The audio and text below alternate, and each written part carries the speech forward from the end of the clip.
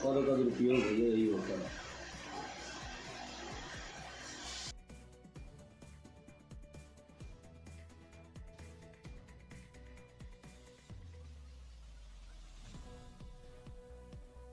मेरे कैसी सरकार है, सरकार में देख पा रही है।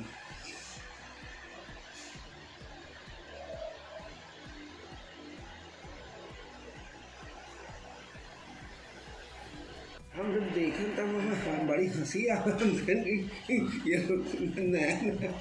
नहीं, कल हमसे कुछ पटवारी भी अरे कल भैया हम सवेरे लगान भैया हम चले गए तो हम हुआ रहा भैया कहीं ना भैया वो लेटर भी दे दीजिए हमें, तो उसका भी हम एक बना ले वीडियो जो आप इलेक्शन कमीशन को लिखे हैं।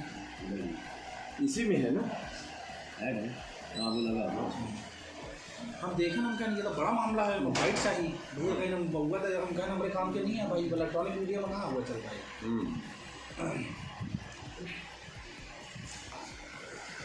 अरे वो पूरा हमारे वहाँ ही PDF है तो अपने मलाई लेगी ना। नहीं PDF नहीं, वीडियो हमका बनावट पड़ेगी नहीं तो फिर अपना बनावा था, पूरा हमारा रिकॉर्ड है जो।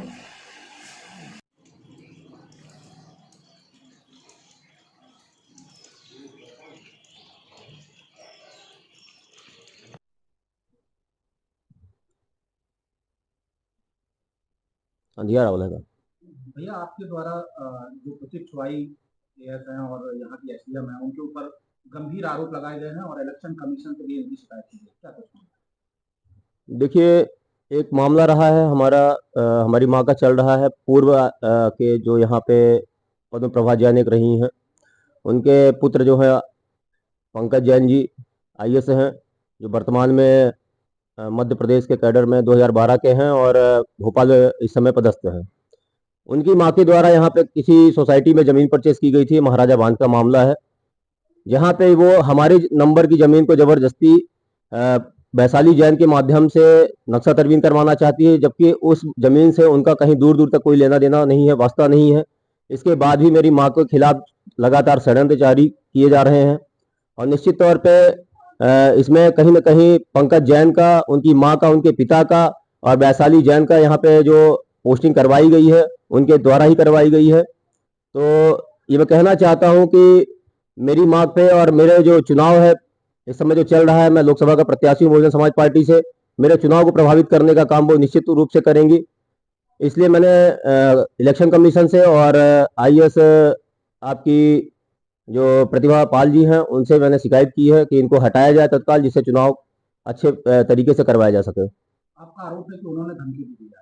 बिल्कुल धमकी ही दी गई है, उनके माध्यम से ही, उनके लोगों के द्वारा ही मैंने ये कहा गया है कि अगर आप लोग समझौता नहीं करते हैं तो आपके चुनाव को हम प्रभावित करवाएंगे। और निश्चित तौर पे ये मेरे लिए बहुत खेदजनक है कि एक जो IAS होता है, जो सभी वर्ग को लेकर जनता के काम के लिए काम किया जाता है, वो यहाँ पे व्यक्तिगत निजी हित साधने के लिए, डॉक्टर पंकज जैन का हित साधने के लिए वो इस तरीके से काम कर रही है यहाँ पे। बिल्कुल, कई बार हम लोगों ने इस पर शिकायत भी की थी, हाई कोर्ट से भी इस पे हम लोग हाई कोर्ट तक गए थे। इन्होंने फर्जी मुकदमा करवाया था सिविल लाइन में मेरी माँ के ऊपर, जिसपे हम लोगों ने वहाँ पे खात्मा भी करवाने का प्रयास किया और खात्मा भी हो गया है।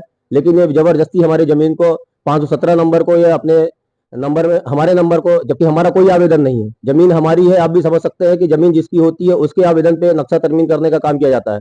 हमें कोई जरूरत नहीं है, हमने कोई आवेदन नहीं दिया है। इसके बाद भी ये जबरदस्ती उस नंबर को अपने में मिलाना चाहते हैं। इनका नंबर है 325 और 518 नंबर है।